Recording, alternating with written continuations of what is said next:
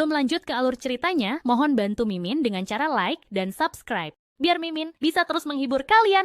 Eits, jangan lupa komen juga ya, karena dengan masukan dari kalian pemirsa terkasih, semoga channel ini lebih berkembang. Terima kasih. Bab 3361. Desir. Rahel langsung menebas lengan Kroh. Darah muncrat kemana-mana. Pemandangannya sangat mengerikan. Kroh bahkan tidak sempat berteriak. Dia menggertakkan giginya sambil terhuyung mundur, berusaha sekuat tenaga menahan rasa sakit. Sebagai petarung berpengalaman, dia bisa merasakan jelas niat membunuh dari Rahel. Atau lebih tepatnya, Rahel memang sudah berencana membunuhnya begitu Kroh mendekati Harvey. Saat Kroh melangkah mundur, Rahel mengayunkan pedangnya ke depan. Gerakannya jauh lebih cepat dibandingkan garpu yang ia lempar sebelumnya. Kroh sangat terkejut dengan kecepatan dan kekuatan serangan Rahel. Ia secara naluriah mencoba menghindar secepat mungkin. Namun meski dia cepat, Rahel jauh lebih cepat. Saat Kroh mulai bereaksi, meski hanya sedikit, pedangnya sudah menembus tubuhnya. Teh!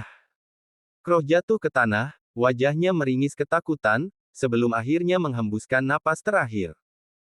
Dia tidak menyangka seorang ahli sepertinya bisa tumbang di tangan orang lain di tempat seperti ini. Namun seberapa besar pun kebenciannya dan amarahnya, dia tidak punya pilihan selain meninggalkan dunia dalam keadaan seperti itu. Kerumunan terkejut.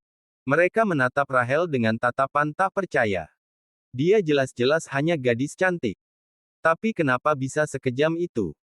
Bahkan Sienna pun terlihat sedikit terkejut. Tentu saja, dia tidak menyangka bahwa anak buah Harvey bisa sekejam ini. Bagus. Bagus. Kau membunuh Tuan Kroh. Betapa kau tidak tahu aturan. Dahlia mundur beberapa langkah sebelum tertawa kecil. Tampaknya kau memang berniat melawanku sampai akhir. Kalau begitu, jangan salahkan aku atas apa yang akan terjadi selanjutnya.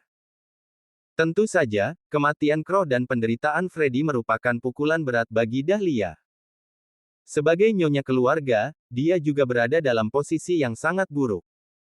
Dia tidak hanya mempermalukan dirinya sendiri, tapi juga seluruh keluarga. Orang India juga bukan orang yang bisa dianggap remeh. Jika dia tidak punya cara untuk menengahi situasi dan memberikan pernyataan yang layak, kuil surgawi pasti akan murka. Singkatnya, dia tidak akan punya masa depan jika tidak membunuh Harvey dan orang-orangnya. Maka dari itu, Dahlia tanpa ragu melambaikan tangannya. Puluhan petarung di sekelilingnya dengan marah mengangkat senjata mereka dan maju ke depan. Namun, ekspresi Harvey tetap tenang. Orang-orang ini tidak akan cukup, Nona John. Merasa marah, Dahlia tertawa dingin. Kau pikir siapa dirimu, berani pamer di depanku, bajingan? Kau pikir bisa melakukan apa saja hanya karena kau punya King of Arms sebagai pengawalmu. Aku memberi tahumu sesuatu. Orang-orang di sini sangat terampil dalam seni bela diri. Mungkin kau bisa pamerkan King of Arms-mu di tempat lain. Tapi itu tidak akan cukup untuk melindungimu di tempat seperti ini. Ada begitu banyak orang bersenjata di sini, siap mengubahmu menjadi saringan penuh lubang. Dahlia terus tertawa dingin, siap memberi perintah kepada anak buahnya untuk menarik pelatuk. Bam! Sebelum orang-orang itu sempat bereaksi, Rahel menghentakkan kakinya ke tanah dan mengayunkan tangannya. Swosh, swosh, swosh. Para petarung menjerit kesakitan saat pergelangan tangan mereka ditusuk garpu. Klek, klek, klek. Senjata mereka langsung jatuh ke tanah, para pria garang itu seketika kehilangan semangat bertarung. Bab 3362. Setiap anak buah Dahlia tergeletak di tanah, hanya Dahlia yang masih berdiri. Wajahnya dingin saat ia secara naluriah mencoba mundur. Aku masih hidup, Nona John. Apa kau berniat pergi selagi aku masih berdiri di sini? Harvey akhirnya berdiri dan melangkah maju. Gerakannya sangat lambat, namun tiba-tiba ia sudah berada di depan Dahlia. Ia lalu menepuk bahunya. Tiba-tiba, tekanan mengerikan membuat Dahlia terdiam. Namun sebagai nyonya keluarga John, tentu saja dia tidak bisa menyerah begitu saja. Dahlia menarik napas dalam-dalam dan berseru dingin. Serang aku kalau kau berani, bajingan. Pada saat yang sama, geng Overlord di luar mulai sadar, mereka berniat masuk untuk menyelamatkan Dahlia dengan senjata, tetapi semuanya dihentikan oleh Rahel. Datang padamu. Harvey mengangkat dagu Dahlia sebelum menamparkan wajahnya dengan keras. Wajah Dahlia langsung membengkak. Lalu kenapa kalau aku melakukannya? Tanya Harvey dengan nada penasaran. Apa kau pikir aku tidak bisa? Gigi Dahlia hampir patah karena tamparan itu. Marah, dia hanya bisa menggertakkan gigi dalam diam. Sejak lahir dia berada dalam posisi yang sangat kuat, tidak pernah sekalipun dia dipermalukan seperti ini. Dia sangat ingin membenturkan kepalanya ke tanah. Lagi pula, semua ini sangat memalukan baginya. Saat Harvey hendak menamparkan Dahlia beberapa kali lagi, terdengar tawa dingin. Itu bagus menjadi muda, anak muda, tapi kau harus tahu satu hal. Kita semua akan bertemu lagi suatu hari nanti. Pada akhirnya, dunia ini kecil. Jangan membakar jembatanmu kalau begitu kan. Sebagai orang luar, jika kau terus bertindak gegabah di tempat seperti Floodwell, kau akan menanggung akibatnya cepat atau lambat. Lagi pula, kau pikir hanya karena kau punya King of Arms sebagai pengawalmu, kau punya hak untuk menantang keluarga John. Betapa naifnya. Suaranya dingin dan menusuk telinga, agak mirip kokokan ayam jantan. Pada saat yang sama, suara itu terdengar di seluruh tempat. Sulit untuk menentukan dari mana suara itu berasal. Semua orang panik mencari sumber suara. Kapten penjaga Sienna mengernyit. Dia adalah petarung yang cukup hebat. Dia tidak akan berada di posisi itu kalau tidak di peringkat pertama. Namun bahkan dia pun tidak bisa menentukan dari mana suara itu berasal. Mata Dahlia berbinar saat mendengar suara itu. Tentu saja dia tahu persis siapa orang itu. Maafkan aku, Penatua Bulldozer. Aku telah merepotkanmu lagi. Tolong, hancurkan orang gila sombong ini. Kembalikan reputasi keluarga John. Seru Dahlia dengan penuh niat membunuh. Bulldozer. Semua orang terkejut mendengar nama itu. Bulldozer adalah sosok terkenal dari Floodwell 10 tahun lalu. Dapat dikatakan, dia pernah sendirian mengalahkan 1000 orang dan membunuh banyak ahli di masanya. Karena faktor usia, dia ingin pensiun, maka dia bekerja di bawah keluarga John dan menjadi anak buah terkuat mereka. Tugasnya adalah melindungi anggota penting keluarga John. Tidak ada yang menyangka Dahlia memiliki status begitu tinggi hingga Bulldozer mengikutinya. Harvey sudah selesai. Dia akan mati. Bab 3363. Meskipun semua orang membeku karena terkejut, rasa penasaran terlihat jelas di wajah Harvey. Harvey tahu bahwa pria dengan julukan itu pasti seorang ahli sejati. Orang ini mungkin akan membuat Harvey bertarung dengan serius. Tidak peduli seberapa angkuhnya kau di tempat lain, anak muda. Tapi ketika kau berada di Floodwell, tidak peduli siapa dirimu. Kau akan berlutut. Bagaimanapun juga, kau harus melepaskan Lady John sekarang juga. Selamatkan juga Tuan Muda Garcia. Aku akan membiarkanmu pergi jika kau melakukannya. Tapi jika kau menolak, jangan salahkan aku atas apa yang terjadi selanjutnya. Tiba-tiba, jendela ruangan itu pecah berkeping-keping. Sesaat kemudian, sesosok tubuh melompat masuk melalui jendela. Retakan muncul di lantai marmer begitu dia mendarat, menyerupai jaring laba-laba.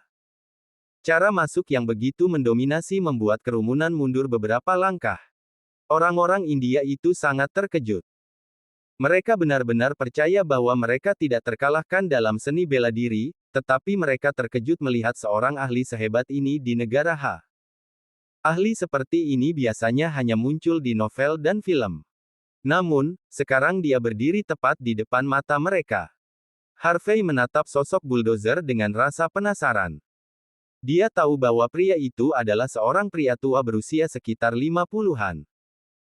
Wajah Bulldozer sangat pucat, tetapi matanya merah menyala menunjukkan bahwa dia telah lama menderita kurang tidur. Perbedaan itu membuatnya tampak sangat garang, seolah bisa mencabik-cabik seseorang kapan saja. Aku tidak punya banyak kesabaran, anak muda. Aku memberimu 3 detik. Lepaskan Lady John dan selamatkan Tuan Muda Freddy. Seru bulldozer dengan wajah marah. Harvey menatap bulldozer dari atas ke bawah sebelum menarik napas dalam-dalam.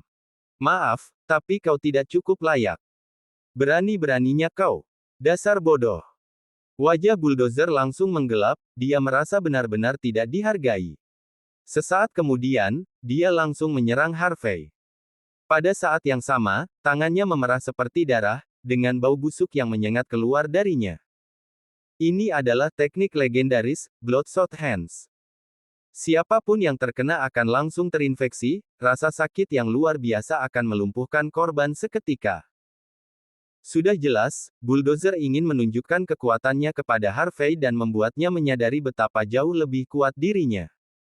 Dia ingin memberikan pelajaran kepada Harvey. Tepat saat telapak tangan bulldozer hampir mengenai Harvey, seseorang muncul dengan cepat dan mengayunkan pedangnya. Rahel muncul tepat waktu. Dentang. Bulldozer segera membalas serangan, kekuatan mengerikan keluar dari telapak tangannya saat dia menepis pedang Rahel. Gelombang kejut dari benturan itu saja membuat beberapa orang terpental. Namun bulldozer dan Rahel mundur bersamaan, seolah kekuatan mereka seimbang. Berani-beraninya kau pamer dengan kekuatan orang lain. Tangan bulldozer bergetar karena marah. Kalau bukan karena wanita ini, kau sudah jadi mayat sekarang. Berapa lama menurutmu dia bisa melindungimu? Kau pikir bisa bertahan setelah aku selesai dengannya? Sudah jelas bulldozer percaya bahwa Harvey hanya memanfaatkan Rahel untuk memamerkan kekuatan. Bab 3364. Harvey mengangkat bahu. Katakan itu kalau kau benar-benar berhasil membunuhnya. Bulldozer menyeringai sebelum langsung menyerang Rahel, memulai pertarungan besar. Bulldozer memang pantas untuk menyombongkan diri, dia benar-benar seorang ahli. Dibandingkan dengan Crow, dia sudah jauh berada di atas level Crow. Teknik Bloodshot Hand-nya sangat mengerikan, setiap gerakannya dipenuhi dengan dominasi dan membawa bau busuk yang mengerikan. Gelombang kejut terasa setiap kali serangannya mendarat, seolah dia ingin menelan musuhnya bulat-bulat. Rahel adalah petarung yang cukup berpengalaman, dia kembali menghunus pedangnya untuk melawan. Namun karena gerakannya masih agak mencolok, bulldozer terus mencari celah lembut untuk memulai serangan. Meskipun Rahel tidak terluka parah dalam kondisi itu, dia tetap berada dalam posisi yang dirugikan. Dahlia dan yang lainnya tertawa bahagia menyaksikannya. Tentu saja, di mata mereka, pertunjukan Harvey akan berakhir jika Rahel terbunuh. Namun begitu, Rahel tidak menunjukkan emosi, dia menenangkan diri sambil mengingat ajaran Harvey, dan membuat ayunan pedangnya lebih cepat, lebih kuat, dan lebih keras. Denting, denting, denting. Cahaya dari pedang dan Bloodshot Hand berkilat di mana-mana. Tidak lama kemudian, seluruh ruangan dipenuhi dengan aura membunuh. Semua orang secara naluriah mundur. Geng Overlord dengan hati-hati menyeret Freddy dan orang-orang lain yang terluka keluar. Sambil memberi lebih banyak ruang bagi kedua pihak untuk bertarung, mereka juga punya peluang lebih baik untuk mengepung Harvey. Sayangnya, Harvey masih menggenggam Dahlia. Geng Overlord tidak berani bertindak gegabah jika Dahlia sampai terluka. Sienna khawatir melihat keadaan berubah. Maka, dia mulai bergerak diam-diam. Jika Rahel kalah, Harvey akan berada dalam bahaya besar. Sienna pasti akan turun tangan, hukum tidak lagi penting, jika itu terjadi. Namun, dia telah diajarkan pentingnya hukum sejak kecil. Dia merasa sangat bimbang memikirkan bahwa dia akan melanggar hukum atas kehendaknya sendiri. Yang bisa dia lakukan hanyalah diam-diam berdoa agar Rahel menang. Tuti, tuti, tuti. Setelah belasan gerakan lagi, sulit untuk menentukan siapa yang menang. Setelah sempat unggul, wajah bulldozer mulai menggelap. Dia mencabut pedangnya dan melompat ke udara sebelum menebas ke depan. Aura bulldozer meledak pada saat itu juga, dia menerjang maju, niat membunuhnya begitu jelas. Mati kau, bajingan! Teriaknya, seolah-olah dia adalah malaikat maut itu sendiri. Tentu saja, bulldozer tidak menahan diri sama sekali. Bahkan udara pun mulai berderak akibat tebasannya. Orang biasa akan kehilangan keberanian untuk lari, apalagi untuk melawan. Namun Rahel tetap tenang. Kecepatan adalah satu-satunya jalan menuju keberhasilan jangka panjang. Rahel benar-benar tercerahkan. Kilatan dingin muncul di matanya sebelum dia menusukkan pedangnya langsung ke leher bulldozer, benar-benar mengorbankan pertahanannya demi serangan itu. Bab 3365. Serangan itu cepat dan mematikan. Rahel mempertaruhkan nyawanya hanya untuk melancarkan satu pukulan. Kedua belah pihak akan binasa secara bersamaan. Ekspresi bulldozer menjadi panik, ia tak percaya Rahel akan melakukan hal seperti itu sejak awal. Rahel tak peduli dengan nyawanya sendiri, tapi bulldozer berbeda. Ia mengabdi pada keluarga John demi menikmati hidup penuh kekayaan dan kemewahan, bukan untuk hidup selamanya dengan pisau di tangan. Ia tidak ingin mati. Bulldozer mencoba bertahan di udara, tebasan mengerikannya langsung berubah menjadi belasan gerakan berbeda di udara. Kriik, kriik, kriik. Percikan api berterbangan kemana-mana. Suara benturan logam menggema di seluruh ruangan. Tidak lama kemudian, Rahel terjatuh ke belakang. Darah keluar dari mulutnya, wajahnya pucat tanpa warna, dan tubuhnya terbanting ke tanah. Bulldozer berdiri tepat di depannya, lengannya penuh luka. Ada luka dalam di dadanya. Ia benar-benar terkejut. Ia tidak menyangka akan menderita sedemikian rupa meski sudah memutuskan untuk bertahan. Betapa mengerikannya kekuatan di usia semuda ini. Jika ia terus berkembang, ia pasti akan menjadi dewa perang. Mata bulldozer dipenuhi rasa iri. Ia telah bertarung sepanjang hidupnya, tapi tidak pernah sekalipun mendekati status dewa perang. Jika begitu, apa haknya gadis muda ini untuk menjadi dewa perang? Bulldozer sudah tidak peduli lagi dengan aturan dunia bawah. Cepat, tembak dia, teriaknya dengan dingin. Dia sudah tidak punya kekuatan untuk pamer lagi. Geng Overlord menyipitkan mata setelah mendengar kata-kata itu. Begitu melihat tatapan Dahlia, mereka langsung mengarahkan senjata ke arah Rahel, siap menarik pelatuk. Namun sebelum mereka sempat menembak, Harvey muncul langsung di depan bulldozer. Ia lalu menendang dada bulldozer dengan keras. Bulldozer ingin menghindar, tapi sudah terlambat. Krak! Bulldozer membeku. Terdengar suara retakan keras, di saat yang paling krusial, Harvey menghancurkan tulang dada bulldozer hanya dengan satu tendangan. Harvey berbalik dengan tenang, menampilkan senyum hangat. Orang ini mencoba membunuh bawahanku. Aku hanya membela mereka. Kalian tidak keberatan kan? Setelah mendengar kata-kata Harvey dan menyaksikan aksinya, semua orang terdiam. Seluruh ruangan hening. Bulldozer jatuh ke tanah. Ia menatap Harvey dengan penuh keterkejutan, bahkan tidak mampu berkata sepatah pun. Ia akhirnya menyadari bahwa Harvey berada di atas level Rahel. Kesombongan dan prasangkanya hanyalah harapan kosong. Pada akhirnya aku ini memang bodoh. Dipenuhi kebencian, bulldozer tergeletak tak berdaya di tanah. Napasnya tersengal. Meski belum mati, kemungkinan besar ia sudah lumpuh. Kerumunan tidak percaya dengan apa yang baru saja mereka lihat. Bahkan Sienna terlihat sangat gugup. Sang legenda baru saja dikalahkan. Pada titik ini, Harvey bukan hanya telah menunjukkan rasa tidak hormat pada keluarga John. Ia secara terbuka menantang mereka. Kedua pihak akan mengalami akhir yang mengerikan jika ini terus berlanjut. Saat ini, tidak ada kemarahan, tidak ada kesedihan. Hanya ketakutan yang terasa meresap di seluruh ruangan. Bab 3366. Dahlia kembali sadar setelah terdiam cukup lama. Ketentraman dalam suaranya sepenuhnya tergantikan oleh amarah dan perlawanan yang tidak ada habisnya. Serbu. Kalian semua. Bunuh mereka. Bunuh mereka semua sekarang juga.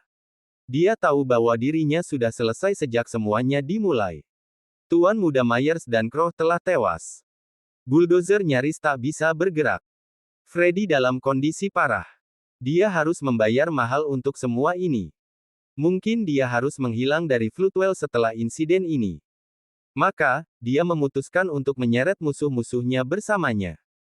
Saat Dahlia berteriak, anggota geng Overlord mengarahkan senjata api mereka ke Harvey, tatapan mereka dingin. Namun, tidak satu pun dari mereka berani menarik pelatuknya. Dahlia menunjukkan ekspresi dingin sambil terus menekan nomor di ponselnya. Orang-orang mulai memadati tempat itu setelah dia memanggil begitu banyak orang. Dalam waktu singkat, ada sekitar 1.000 orang berdiri di luar. Jelas, Dahlia menginginkan Harvey mati dengan cara apapun. Namun, Harvey dengan tenang berjalan ke depan dan menepuk wajah Dahlia. Kau masih berusaha menyelesaikan masalah dengan kekerasan. Kenapa tidak memanggil polisi saja? Atau apakah kau ingin aku yang melakukannya? Harvey tersenyum sebelum menekan nomor Ansel. Mata Dahlia berkedut saat melihat nomor itu. Dia tidak bisa percaya Harvey bisa menghubungi seseorang seperti Ansel. Dia terus mengumpulkan kekuatannya, bersiap bertarung hingga napas terakhir. Tidak sampai setengah jam, beberapa petugas dengan senjata lengkap menyerbu bar itu dan langsung mengendalikan situasi. Sienna menghela napas lega saat melihatnya. Dia tahu bahwa pria yang memimpin, tidak lain adalah Ansel sendiri. Keluarga Torres mungkin bukan yang terkuat di Floodwell, tapi mereka jelas yang paling adil. Tidak hanya Dahlia dan orang-orang India, bahkan Harvey pun dibawa ke kantor polisi. Setelah menyelidiki situasinya, polisi menyadari betapa seriusnya kejadian malam itu. Ansel tidak punya pilihan selain menahan Harvey untuk diinterogasi. Harvey tidak marah, jika Ansel menyalahgunakan kekuasaannya dan membiarkan ini berlalu, dia akan meremehkan murid-murid lamanya sendiri. Anda akan membunuh kami di sini, Tuan York. Pagi-pagi keesokan harinya, Ansel membawa makanan ke ruang interogasi untuk Harvey. Sienna diberi obat. Keluarga John ikut andil dalam hal itu. Semua orang India tewas. Bahkan bulldozer jadi lumpuh gara-gara Anda. Ansel tidak bisa berkata apa-apa. Situasinya sudah cukup rumit, dan sekarang semua orang mengetahuinya karena Anda ikut campur. Semalam, semua orang menelepon keluarga kami. Keluarga John, keluarga Bauer, orang-orang India, bahkan Tuan Istana Emas. Harvey tersenyum. Bagaimana dengan keluarga Wright? Ansel terdiam. Tidak, tapi. Harvey langsung memotong ucapan Ansel. Bahkan keluarga Wright diam-diam menunggu keputusanmu selanjutnya. Kenapa kau takut? Ansel kembali terdiam. Lalu, tubuhnya bergetar. Dia benar. Bahkan keluarga Wright pun diam-diam menanti keputusan yang adil. Apa hak keluarga lain menelepon seperti itu? Bab 3367. Semua anggota keluarga Torres bekerja untuk pemerintah. Tugas terpenting mereka adalah menegakkan keadilan. Bukan hanya keluarga Wright yang menjadi korban dalam insiden ini, keluarga Torres juga harus bersikap adil kepada pihak lainnya. Tanpa berpikir panjang, Ansel langsung keluar dari ruang interogasi. 2 jam kemudian, Ansel muncul kembali. Semuanya sudah dipastikan. Semua sudah beres, Tuan York. Kata Ansel, berdiri dengan hormat di samping Harvey. Kami telah menyelidiki semuanya dari pihak Anda. Tindakan Anda dianggap sebagai keberanian dan pembelaan diri.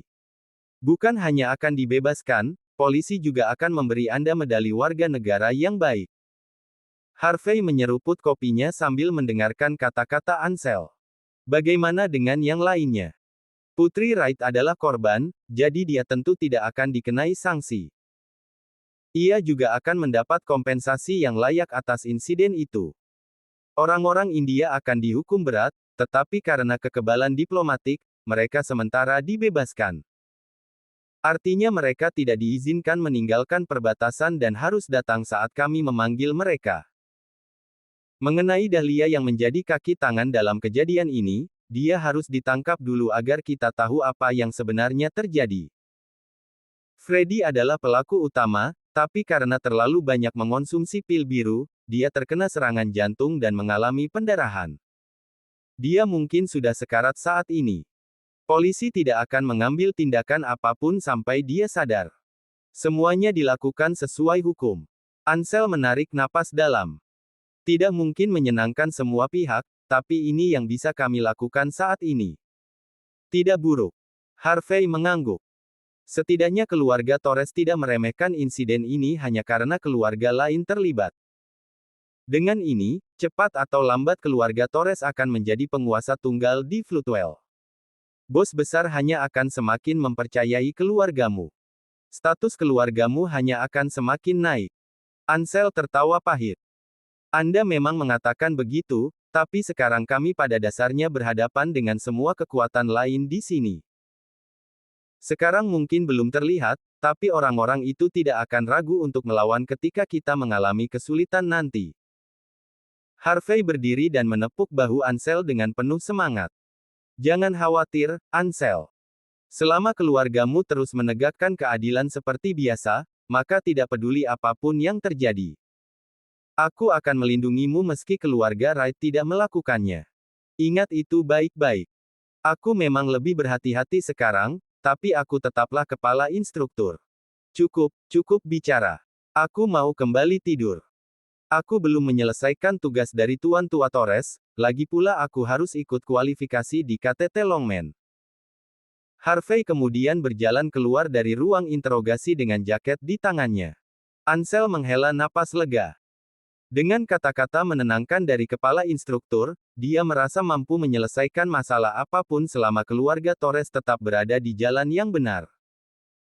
Bahkan ayah Ansel sendiri tidak menyadari bahwa keluarganya telah mendapatkan semacam jimat pelindung hanya karena insiden ini. Bab 3368. Sebuah sedan hafal terparkir di luar kantor polisi Floodwell. Pintu sedan terbuka saat Harvey keluar. Sienna berjalan keluar dengan senyum hangat. Kamu akhirnya datang, Tuan York. Kalau kamu tidak dibebaskan, aku akan merasa bersalah seumur hidup. Kata Sienna dengan wajah sedih. Dengan statusnya, dia bisa membebaskan Harvey dari penjara hanya dengan satu panggilan telepon. Namun karena statusnya yang luar biasa, ada hal-hal yang bahkan dia tidak bisa lakukan. Inilah mengapa penjahat di film selalu bisa melakukan apa saja, sementara pahlawan selalu terbatas. Bagaimanapun, ada orang-orang yang ditugaskan melindungi hukum dan keadilan, mereka tidak punya pilihan selain menjadi contoh bagi orang lain. Karena itu, Sienna tidak berencana untuk menelepon sejak awal. Sebaliknya, dia berencana diam-diam mencari bukti bahwa keluarga John bersekongkol dengan musuh dan menangkap pelaku jika Harvey ditipu oleh mereka. Untungnya Harvey segera dibebaskan. Ini berarti Floodwell masih merupakan tempat yang sah. Sedangkan untuk penahanan Dahlia, meskipun ada kemungkinan dia akan dibebaskan nanti, hukum telah menang. Kamu terlalu baik. Aku hanya bertindak untuk membela diri. Hukum akan menjadi bahan lelucon jika aku harus dikurung seumur hidup. Lagi pula, denganmu di sini, tidak ada yang bisa menyentuhku. Kata Harvey santai sambil tersenyum hangat. Sienna menghela napas. Kamu pasti tahu tentang identitasku saat ini, Tuan York. Karena itu, aku tidak bisa melindungimu. Kamu yang menyelamatkanku, tapi aku tidak bisa berbuat apa-apa atau membalas budi. Kadang, identitas ini terasa seperti beban bagiku. Harvey tersenyum lagi lalu menepuk bahu Sienna. Nona Wright. Dengan hak kelahiran, status, dan identitasmu, kamu memang ditakdirkan berjalan di bawah sinar cahaya. Kamu bukan hanya harus menjadi contoh bagi orang banyak, tapi juga harus menjunjung hukum di depan jutaan orang. Ada beberapa hal yang bahkan tidak boleh kamu pikirkan. Jangan merasa bersalah juga. Aku tidak menyalahkanmu. Sebaliknya, aku sangat menyukaimu. Sienna agak temperamental dan memberontak. Namun dia sangat memahami identitasnya. Karena status dan identitasnya, dia adalah orang yang tidak perlu memikirkan hak istimewanya. Sebaliknya, dia selalu jujur dan adil dalam segala hal. Jangan katakan begitu. Aku akan sangat merasa bersalah. Sienna memerah. Lalu sebuah pikiran terlintas di benaknya. Sebagai permintaan maaf, aku memutuskan memberimu 10 rumah. Jangan khawatir, Tuan York. Aku membelinya dengan uang investasi yang aku dapat saat kuliah. Aku akan mentransfer rumah-rumah itu atas namamu. Jangan coba-coba menolak. Sienna mengeluarkan ponselnya dan menunjukkan lokasi rumah-rumah itu kepada Harvey. Semua rumah itu berada di distrik baru yang sedang berkembang di Floodwell. Dikatakan bahwa rumah-rumah di fase pertama proyek itu sudah terjual habis ke kalangan bangsawan dari seluruh dunia. Ada hampir 10.000 rumah dibangun di fase kedua yang akan segera dijual. Bab 3369. Melihat ekspresi tekad Sienna, Harvey tahu ini tidak akan berhenti jika dia menolak. Setelah merenungkannya sejenak, Harvey dengan enggan menerima hadiah itu. Pada saat yang sama, dia mencari kesempatan untuk membalas dengan sesuatu yang setara nilainya. Bagaimanapun juga, mereka adalah teman. Sudah sewajarnya membalas budi. Harvey menolak tawaran makan siang dari Sienna. Dia bisa melihat salah satu pengawal dalam mobil Sienna menatapnya dengan tajam. Jika Harvey bukan penyelamat Sienna, pengawal itu pasti sudah keluar dan mengusirnya menjauh dari Sienna. Harvey tidak keberatan. Lagi pula, bos besar seharusnya lebih memperhatikan putrinya. Setelah kejadian malam tadi, bos besar tidak akan pernah membiarkan pria manapun sendirian dengan Sienna. Yang terpenting, Harvey tidak ingin menarik perhatian bos besar. Dia tidak hanya tidak tertarik menjadi seorang sesepuh angkatan militer negara, tetapi juga tidak berniat menjadi kepala instruktur dari 9 angkatan militer terkuat. Yang dia inginkan hanyalah menjalani sisa hidup dengan tenang dan bersatu kembali dengan Mandy. Harvey tidak membiarkan Sienna mengantarnya pulang, tapi dia juga tidak memanggil taksi. Sebaliknya, dia mengendarai skuter ke jalan tempat markas kelompok geng kapak berada. Di perjalanan, dia memikirkan tindakannya di Floodwell. Dilihat dari situasi saat ini, penegakan hukum Longman berada di tangan yang tepat. Namun, kematian Samuel yang diduga menjadi masalah terbesar. Dilihat dari kepribadian Samuel, 3 putra keluarga itu tidak berhak mewarisi posisinya sebagai kepala keluarga dan Longman. Ada juga orang India yang menyulut api di Floodwell. Harvey merasa berkewajiban memenangkan KTT Longman agar dia bisa memutuskan apakah ingin mengambil posisi Samuel di masa depan. Setelah beberapa saat, Harvey meninggalkan skuternya di tempat yang sudah ditentukan di jalan. Tiba-tiba, beberapa Toyota Prado hijau gelap muncul dari segala arah, menghalangi jalan Harvey. Bam, bam, bam. Banyak orang berjubah keluar dari mobil. 3 orang berjubah emas terlihat dalam kelompok itu. Orang-orang berjubah emas itu terlihat sangat mirip. Dilihat lebih dekat, mereka juga tampak agak aneh, pria tampak sangat feminin, sedangkan wanita tampak maskulin. Mereka menatap Harvey dengan marah. Wajah mereka dipenuhi emosi yang dalam. Harvey tidak repot-repot mengatakan sepatah kata pun kepada mereka, tapi dia tetap berbicara. Siapa kalian? Apa yang kalian coba lakukan? Apakah kau Harvey? Tanya pria di kiri dengan dingin sambil melangkah maju. Kau mengubah Freddy seperti itu? Tanya pria di kanan dengan nada menuntut. Apa kau membunuh bulldozer? Teriak wanita itu dengan suara nyaring sambil menatap Harvey tajam. Apakah kau penyebab Nona John masih ditahan? Mereka sangat mendominasi, seolah ingin membunuh Harvey hanya dengan tekanan. Jadi, kalian pelayan keluarga John? Mendengar pertanyaan mereka, Harvey menjadi penasaran. Apa ini? Apakah kalian akan menggunakan kekerasan karena otoritas kalian tidak berguna melawanku? Apakah kalian benar-benar pecundang yang penuh kebencian? Bab 3370.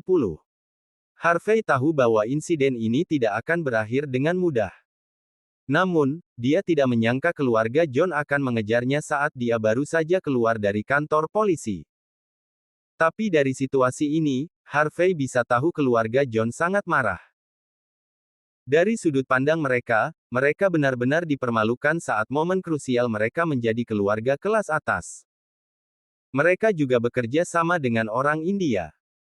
Jika mereka tidak bisa memberikan pernyataan yang adil kepada orang India mengenai insiden ini, kerjasama mereka pasti akan berakhir. Keluarga John tidak bisa menerima itu. Kau tidak berhak bicara soal itu. Kami sudah tahu. Pintu belakang Toyota Alphard perlahan terbuka. Seorang pria tua mengenakan tuxedo dengan rambut putih kusut keluar dengan langkah mantap. Dia kemudian menatap Harvey dengan pandangan penuh penghinaan.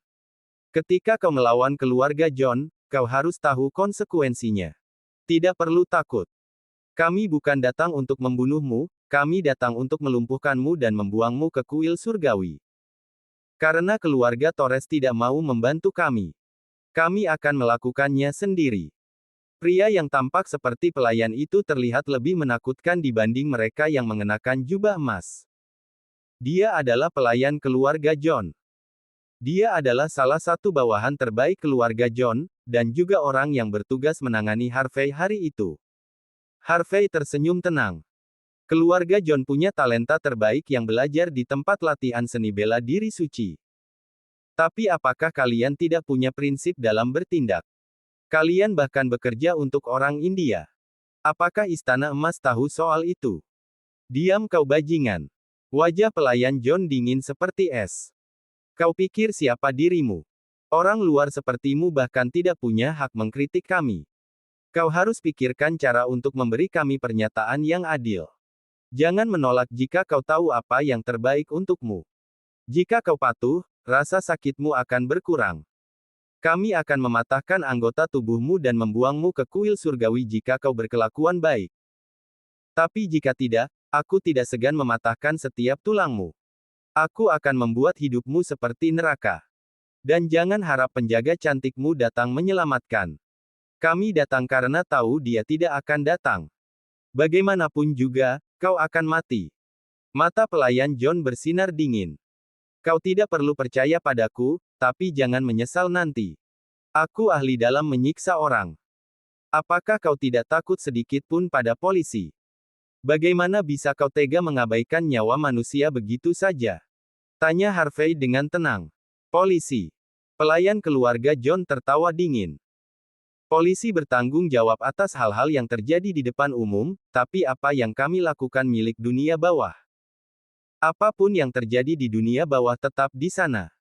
Bahkan Tuhan pun tidak bisa menyelamatkanmu dari ini. Kau sudah selesai. Pelayan keluarga John menyilangkan tangan dengan angkuh, seolah sudah menguasai situasi. Sungguh mengesankan. Aku sangat takut. Harvey bertepuk tangan mengejek. Kalau kau sehebat itu, kenapa tidak biarkan aku panggil seseorang untuk membuktikan? Bab 3371. Butler John tertawa dingin. Lalu, ekspresi muram muncul di wajahnya. Apakah kau benar-benar berpikir kami akan memberimu kesempatan? Serang. Lumpuhkan dia. Orang-orang berjubah emas melangkah maju secara bersamaan, dengan tatapan dingin di mata mereka. Setiap gerakan mereka tersinkronisasi, bahkan napas mereka pun seirama. Pemandangan itu sangat menakutkan. Dia tertawa kecil. Apa kalian ingin melumpuhkanku? Dengan hanya bertiga ini. Berhentilah bermimpi. Harvey melangkah maju. Tidak ada gunanya membuang-buang waktu. Mengapa kalian semua tidak menyerangku sekaligus saja? Semuanya sekaligus. Kau tidak layak menyuruh Butler John melakukan pekerjaan kotor. Butler John tertawa terbahak-bahak. Kalian bertiga. Serang bersamaan. Jangan buang-buang waktu. Orang-orang berjubah emas itu mengangguk lalu mulai bergerak. Sesaat kemudian, sebuah panah tersembunyi meluncur ke arah Harvey dengan kecepatan rendah. Harvey tahu bahwa panah itu berbahaya begitu melihat ekspresi percaya diri musuhnya. Alih-alih menyerang, dia melangkah mundur beberapa langkah. Boom, boom, boom. Percikan api menyebar ke segala arah tepat saat panah itu mendarat di tempat Harvey berdiri sebelumnya. Pemandangan itu sungguh mengerikan. Saat Harvey mundur, ketiga orang berjubah emas itu berlari bersamaan. Gerakan mereka secepat kilat. Mereka sudah berada tepat di sebelah Harvey ketika dia masih dalam posisi mundur. Mereka langsung meraih anggota tubuhnya. Harvey mengernyit, dia berniat mundur dan menghindar secepat mungkin. Desir. Sebelum Harvey sempat berbuat apapun, cahaya terang melesat ke arah ketiga orang itu dengan kecepatan yang tidak terbayangkan. Ekspresi mereka berubah, dan mereka segera mundur untuk menghindari tebasan mengerikan itu.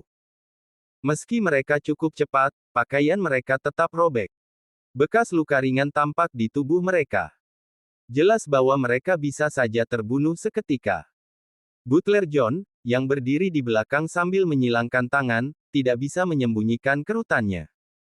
Harvey penasaran, ketiganya lincah dan memiliki keterampilan yang cukup bagus.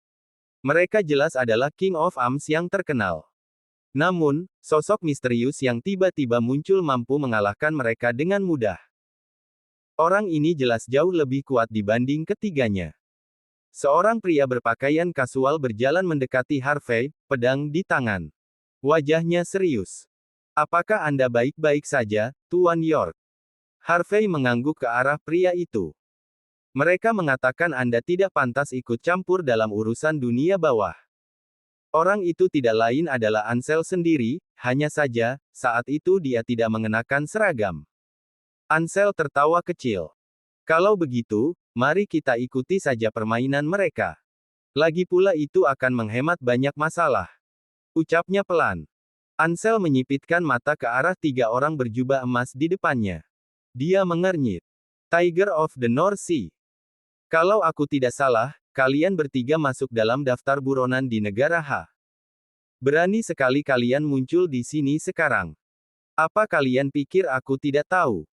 Tentu saja Ansel bisa mengenali ketiga musuh di hadapannya. Wajah wanita di antara mereka langsung menggelap. Siapa kau sebenarnya?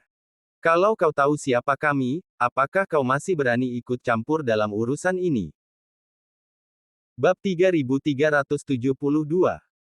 Orang-orang dari Macan Perairan Utara menyeringai keji. Aku tidak peduli siapa kau, tapi kau tidak punya hak untuk ikut campur dalam urusan keluarga John.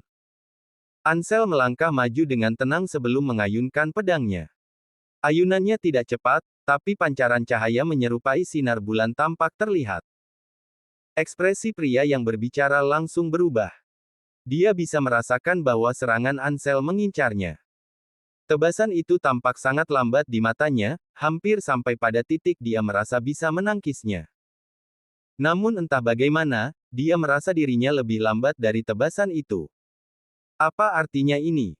Serangan itu sebenarnya jauh lebih cepat dari yang bisa dipahami manusia. Singkatnya, tidak mungkin dia bisa menangkis serangan itu. Meskipun begitu, dia tidak hanya duduk diam dan menerimanya. Dia menggertakkan giginya dan dengan cepat melambaikan tangannya, melepaskan anak panah tersembunyi. Semua orang akhirnya melihat pukulan Ansel mengenai sasarannya. Mereka mengira seluruh tempat akan hancur berkeping-keping, tapi pria itu justru jatuh ke tanah, lumpuh. Seluruh tubuhnya gemetar. Luka besar terlihat jelas di tubuhnya saat ia terus menggigil. Dia dikalahkan hanya dengan satu pukulan. Kekuatan yang mengerikan. Ansel dengan ringan mengusap bilah pedangnya sambil memandangi pria yang tergeletak di tanah. Ini benar-benar lucu, Tuan York. Saya belum pernah bertarung sejak keluar dari militer. Tapi untuk menghadapi orang-orang seperti ini pun, saya bahkan tidak punya hak. Saya pasti mempermalukan Anda sekarang. Harvey tersenyum tenang. Tidak ada yang perlu dipermalukan. Kamu jauh lebih kuat dari sebelumnya. Sepertinya kamu tidak pernah melupakan ajaranku. Terima kasih atas pujiannya. Ansel terlihat senang, dia merasa lebih beruntung daripada memenangkan lotre karena mendapatkan penilaian dari kepala instruktur. Dasar kau bajingan. Berani-beraninya kau memperlakukan saudaraku seperti ini. Teriak pria lain dengan marah setelah melihat Ansel mengalahkan saudaranya dengan mudah. Aku akan membunuhmu. Namun sebelum dia selesai bicara, tubuhnya tiba-tiba bergetar dan luka terbuka muncul di dadanya. Dia jatuh ke tanah sebelum dia tahu apa yang terjadi. Darah mengalir keluar dari tubuhnya dan menyebar di tanah. Ansel memandangi mereka dengan dingin. Apa kau tidak lihat aku sedang bicara dengan Tuan York di sini? Berhenti menggonggong. Wanita itu memperlihatkan ekspresi yang mengerikan. Macan Perairan Utara adalah sosok yang tidak terkalahkan. Saat mereka melayani di bawah keluarga John, mereka bertugas menangani orang-orang yang mustahil dihadapi secara terang-terangan. Mereka telah membunuh sedikitnya 800 orang di tangan mereka. Mereka selalu berhasil menyelesaikan misi dengan sempurna apapun rintangannya. Karena itu, mereka tidak pernah menyangka akan menghadapi lawan seberat ini. Mereka percaya Harvey akan tamat jika Rahel tidak ada di sana. Namun, seseorang yang lain datang menyelamatkan keadaan. Wanita itu kembali sadar dan tertawa dengan marah. Sebutkan namamu kalau berani. Kita lihat apakah aku akan takut padamu. Cahaya terang kembali menyilaukan mata semua orang. Ansel mengayunkan pedangnya tanpa bahkan melirik ke arah wanita itu. Wanita itu ingin menghindar dari serangan, tapi dia sedikit terlambat. Yang bisa dia lihat hanyalah kegelapan di depan matanya, dan perlahan kekuatannya hilang. Dia jatuh ke tanah, lumpuh tidak lama kemudian. Tidak ada yang tahu apakah dia masih hidup atau sudah mati. Bab 3373. Katakan namaku. Kau bicara seolah-olah bisa membalas dendam kalau aku memberitahumu siapa aku. Kalau bukan karena identitasku, aku sudah bisa membunuhmu 100 kali sekarang. Ansel menatapnya dengan dingin. Orang-orang yang tersisa berdiri dengan gelisah dan mata mereka berkedip gugup. Mereka langsung melepas pengaman senjata mereka, tapi senjata itu terasa sangat dingin dan berat saat itu. Harvey melihat kejadian itu dengan rasa ingin tahu. Ketika dia memutuskan pensiun, Ansel melakukan hal yang sama. Saat itu, Ansel belum menjadi dewa perang. Meskipun begitu, sejak saat itu Ansel berlatih tanpa henti. Ia akan bisa menembus batas dan menjadi dewa perang yang baru jika mendapat kesempatan untuk menunjukkan dirinya. Harvey sangat terkejut dengan kemampuan Ansel. Lagi pula, dia tidak perlu bertarung sebanyak itu. Siapa sangka? Ternyata kau adalah Direktur Torres. Butler John akhirnya mengenali Ansel saat semua orang terdiam. Direktur Torres yang terkenal, kembali dari militer dengan kemampuan luar biasa, lalu memanfaatkan kesempatan untuk naik sebagai Direktur Kantor Polisi Floodwell. Aku penasaran, keterampilan macam apa yang bisa dimiliki bocah bodoh sepertimu. Sekarang setelah aku melihatnya, aku benar-benar terkesan. Wajah Butler John terlihat dingin, dia tidak terlalu peduli untuk mengenali Ansel. Orang luar yang kuat adalah masalah terbesar bagi keluarga John. Tidak peduli sekuat apapun seseorang seperti Ansel, keluarganya tetap berasal dari Floodwell. Ansel tidak bisa begitu saja berbalik melawan keluarga John karena hal ini. Dia tidak akan sanggup menanggung akibatnya. Itulah sebabnya Butler John masih berani membantah Ansel. Tapi apa hubungan pria ini denganmu, Direktur Torres? Kau sampai sejauh ini hanya untuk melindunginya. Apa kau tidak sadar kalau keluarga John akan sepenuhnya memutus hubungan denganmu karena ini?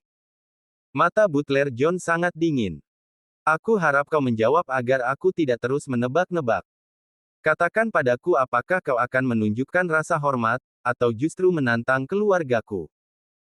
Apa kau pikir pelayan rendahan sepertimu pantas bicara seperti itu di hadapanku? Ansel menatap Butler John dengan jijik. Apa kau sudah selesai bicara? Mari kita mulai. Aku akan memberimu kesempatan, jika kau bisa memaksaku mengayunkan pedang 2 kali, aku akan mengakui kekalahan. Mata Butler John berkedip saat merasakan niat membunuh dari Ansel. Lengannya yang terlipat mengepal sebentar sebelum akhirnya dilepaskan. Ia lalu menarik napas dalam-dalam.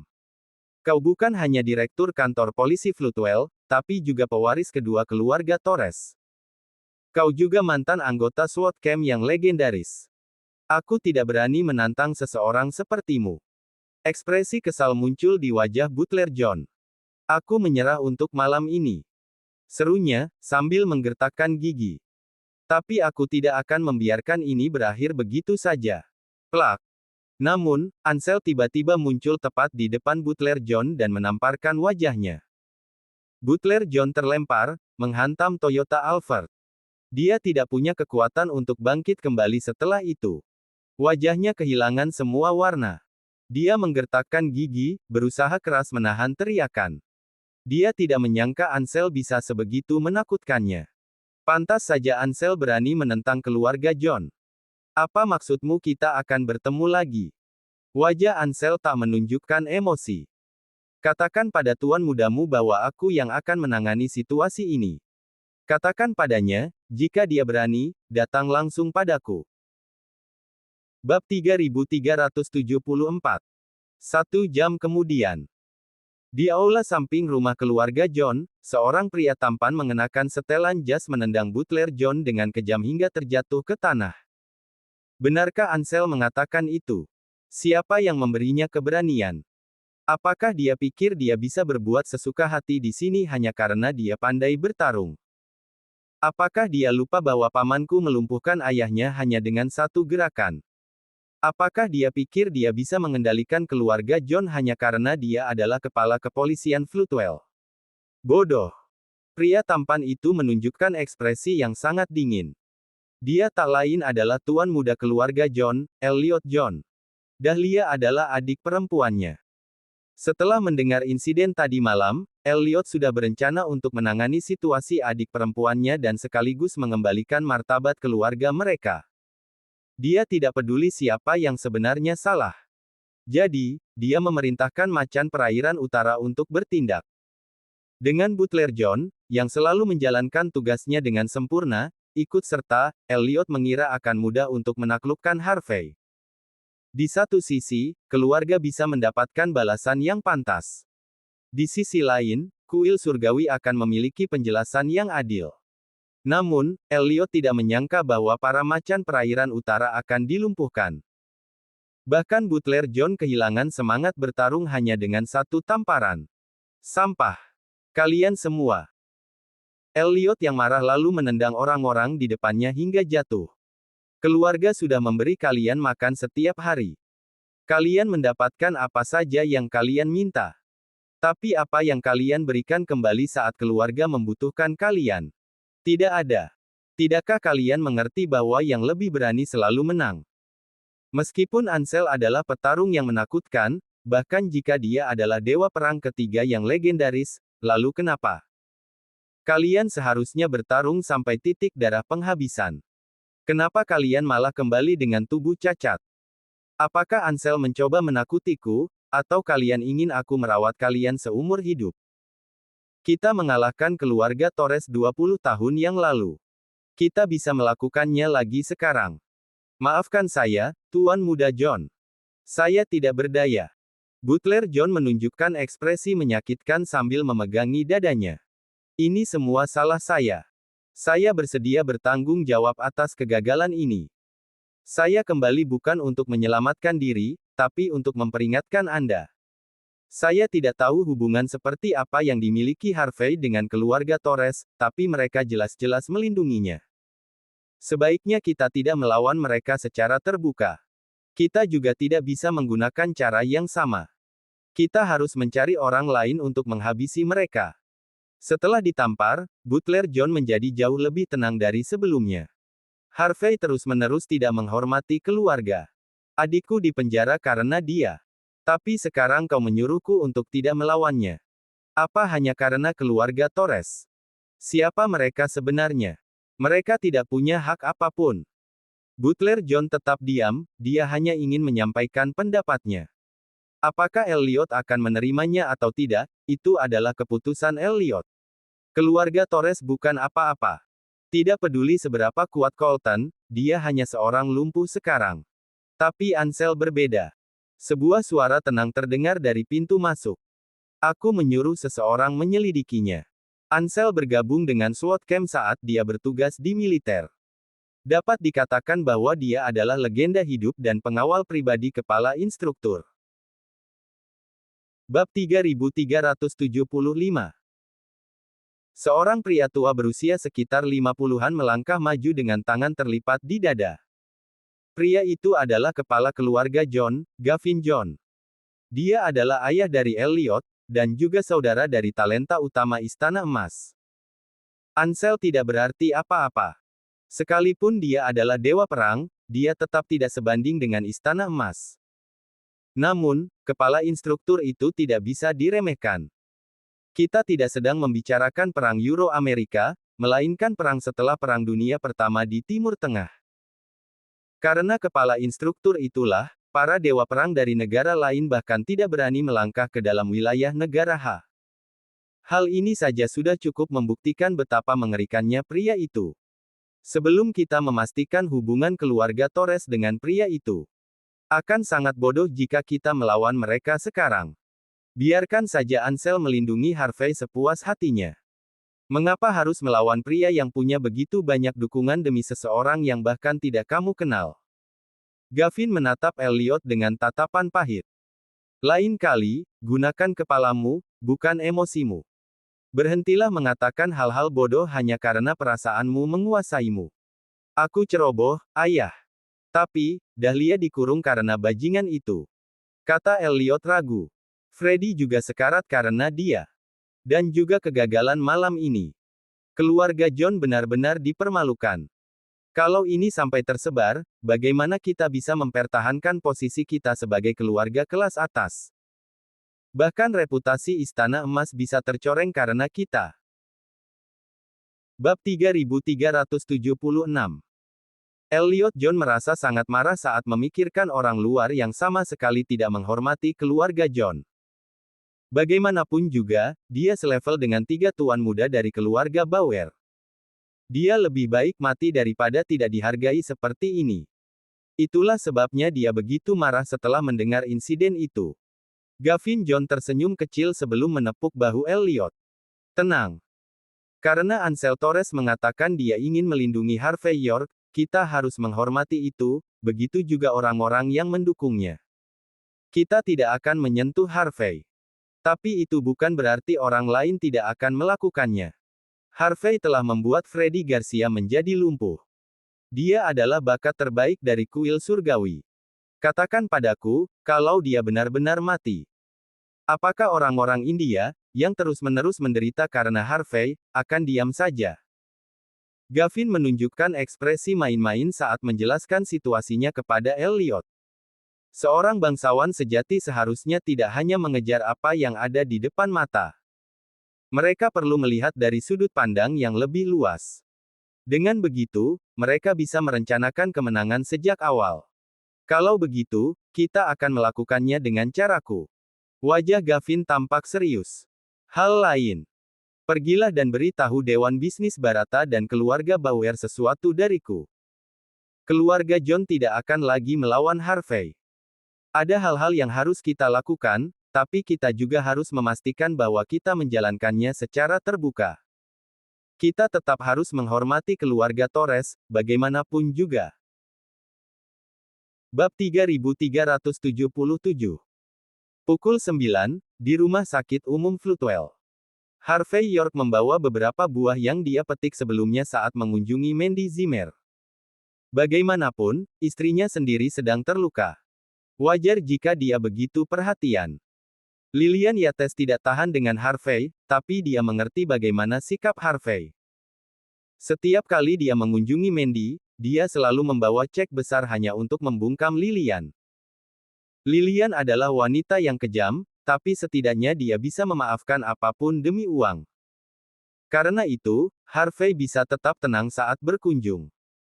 Setelah mengobrol sebentar dengan Mandy, Harvey meninggalkan buah-buahan dan pergi karena tidak ingin mengganggu istirahat Mandy. Karena adanya wabah, Harvey mengenakan masker dengan hati-hati dan mengingatkan Mandy serta Lilian agar tidak meninggalkan kamar rumah sakit untuk menghindari penularan. Saat Harvey turun, sebuah lift khusus terbuka. Seorang dokter dengan jas putih dan masker keluar mendorong kereta dorong. Tinggi dan berat badannya hampir sama dengan Harvey. Dokter itu sedikit menyipitkan mata saat melihat wajah Harvey, seolah memastikan bahwa Harvey memang datang menjenguk seseorang sebelum kembali tenang. Harvey dengan tenang menatap balik dokter itu sebelum berjalan pergi tanpa berkata apa-apa. Namun dia merasakan ada yang aneh. Tangan dokter itu dipenuhi kapalan tebal.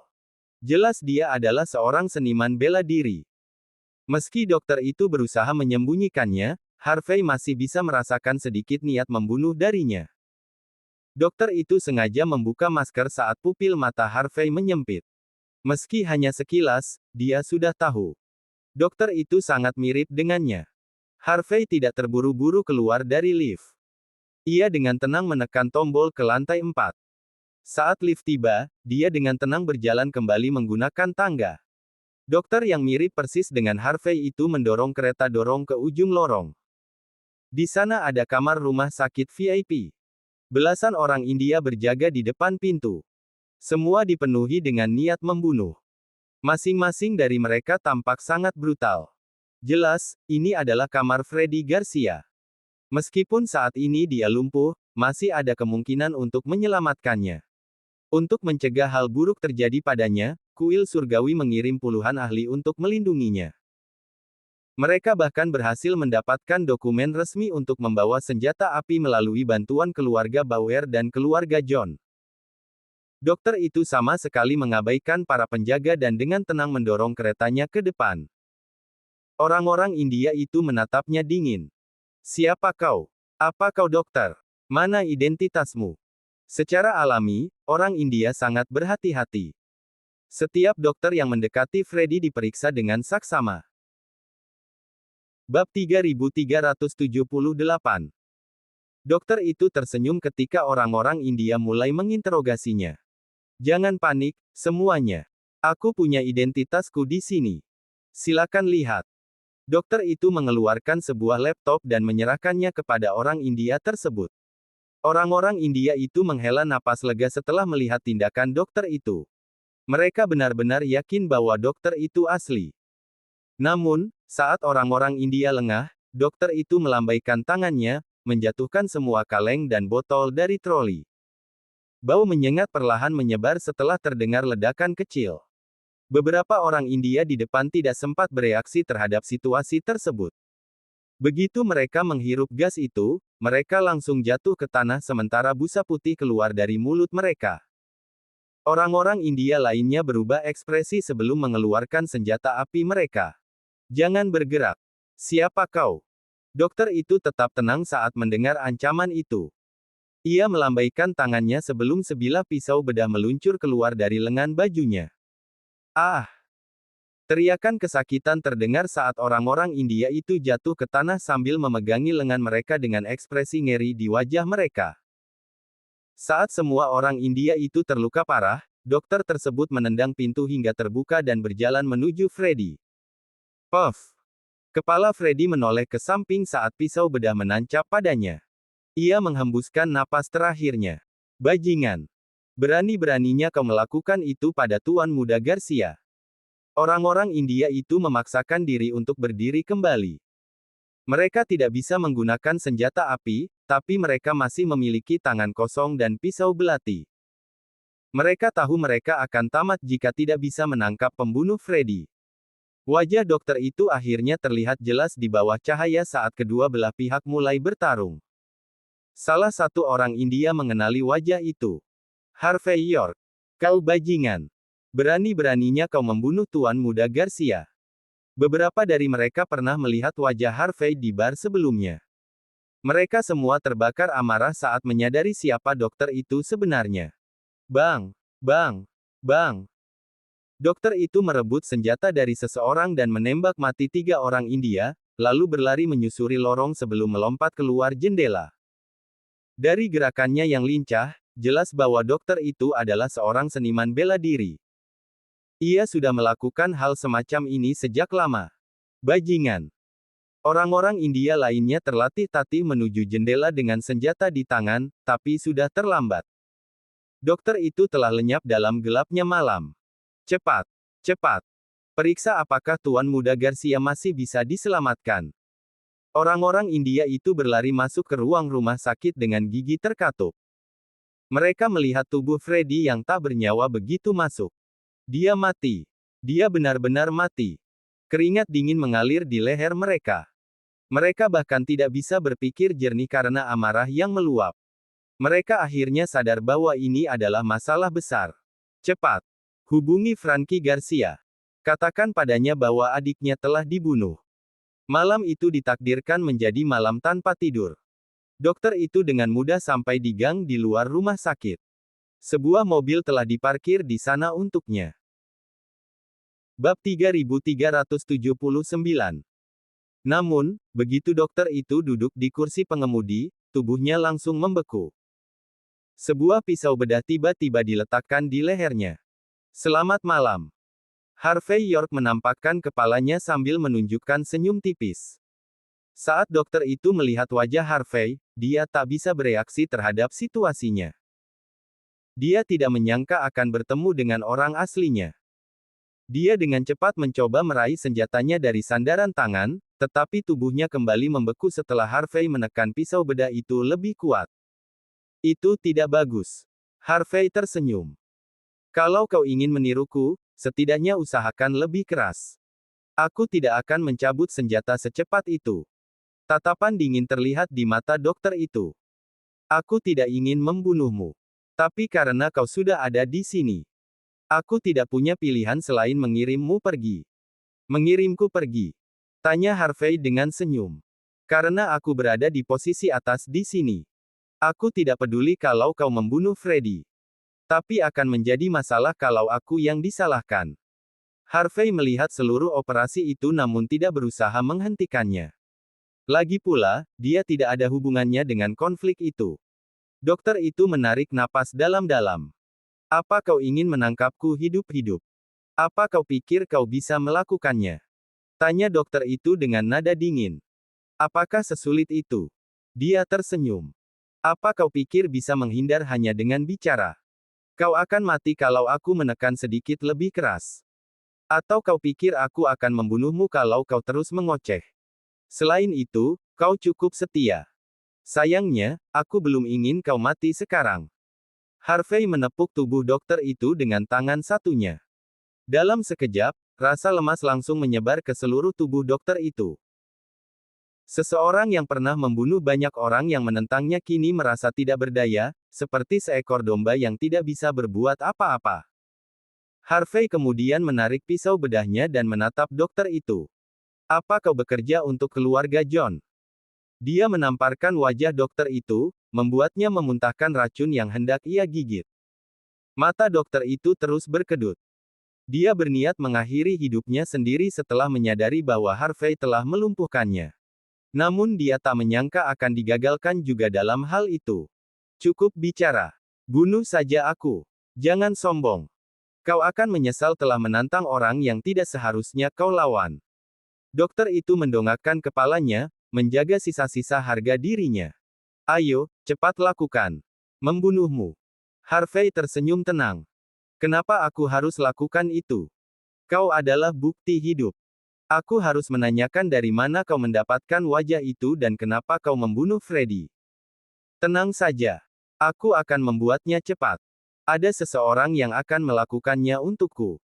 Kaiden Balmer dari geng kapak, misalnya. Dia ingin kesempatan untuk membuktikan dirinya. Aku yakin dia akan melakukan yang terbaik kalau aku memberitahunya soal ini. Ekspresi mengejek muncul di wajah dokter itu. Istana Emas telah melatihnya secara khusus untuk situasi seperti ini. Seorang gangster biasa tidak akan bisa membuatnya berbicara. Harvey menunjukkan senyum tipis sebelum mengangkat ponselnya. Aku membutuhkanmu di rumah sakit umum Floodwell sekarang, Kaiden. Bab 3380. Saat Harvey York meminta bantuan Kaiden Balmer untuk menemani sang dokter. Di rumah keluarga John. Gavin John dengan tenang menyeruput tehnya. Di tangannya ada beberapa dokumen berisi informasi tentang Harvey, Joseph Bauer, dan orang-orang India. Setelah merancang rencananya untuk menghadapi Harvey, dia meminta seseorang untuk menyelidiki semua orang itu untuknya. Dia cukup terkejut dengan informasi yang didapatnya saat itu. Tanpa disadari, Harvey telah terus-menerus menunjukkan rasa tidak hormat kepada orang-orang India dan Joseph sejak dia tiba di Floodwell. Wajar saja jika keluarga John berada di posisi yang tidak menguntungkan saat melawan Harvey. Bagaimanapun, orang luar seperti Harvey adalah sosok yang cukup misterius. Saat Gavin sedang merancang rencana baru, Elliot John masuk sambil membawa cerutu panjang dan ramping di mulutnya. Wajahnya tampak sangat senang saat itu. Kita berhasil. Kita berhasil, ayah. Seru Elliot dengan penuh semangat. Kita baru saja mendapat kabar. Freddy Garcia sudah mati. Bajingan Harvey yang membunuhnya. Orang-orang India di sana melihatnya. Gavin terdiam sejenak sebelum matanya berbinar. Apa kau yakin dia sudah mati? Aku yakin. Jawab Elliot dengan percaya diri. Floodwell adalah wilayah kita. Kita bisa membunuh siapapun jika kita mau. Polisi juga ada di sana untuk menyelidiki situasinya. Freddy sudah tamat. Aku dengar mereka juga berencana untuk menginterogasi Harvey. Kemudian, Elliot mengirimkan foto tubuh Freddy kepada Gavin. Gavin menghela napas lega setelah melihat foto tersebut, lalu merobek dokumen-dokumen di atas meja. Karena kita sudah sampai di titik ini, tidak ada jalan untuk mundur. Kita harus tingkatkan pertunjukan ini lebih jauh lagi. Gavin merasa penasaran saat itu. Benar. Bagaimana reaksi orang-orang India terhadap situasi ini? Mereka marah. Dewan Bisnis Bharata menjadi gila. Wajah Elliot tampak sangat bersemangat, seolah rencananya telah berhasil. Orang-orang India itu terus meneriakkan bahwa seseorang dari negara H telah membunuh seorang kesatria yang perkasa. Kalau bukan karena polisi, mereka pasti sudah menyerbu markas utama geng Kapak sekarang. Kuil Surgawi juga sudah mendengar kabarnya. Cody Garcia langsung pergi setelah itu. Dikatakan bahwa dia akan datang sendiri untuk menyelidiki situasinya. Dia bilang dia ingin mengetahui seluruh kebenarannya. Aku khawatir Frankie Garcia saja tidak akan mampu menghadapi Harvey. Tapi bahkan Cody pun marah karena hal ini. Harvey pasti akan menderita, bahkan jika dia tidak mati. Tentu saja, Elliot tidak hanya bermalas-malasan. Dia tahu bahwa Harvey adalah pria yang merepotkan. Namun dia yakin Harvey akan tamat jika salah satu dari 3 Demon Monk juga memutuskan untuk muncul. Gavin tampak terkesan setelah mendengar bahwa Cody akan segera datang. Tidak buruk. Kalau begitu, kita harus permudah jalan untuk Demon Monk itu. Biarkan mereka membawa lebih banyak pasukan jika perlu. Semakin banyak, semakin meriah. Pastikan orang-orang India tidak mengetahui keterlibatan Harvey. Mereka akan ketakutan kalau sampai tahu.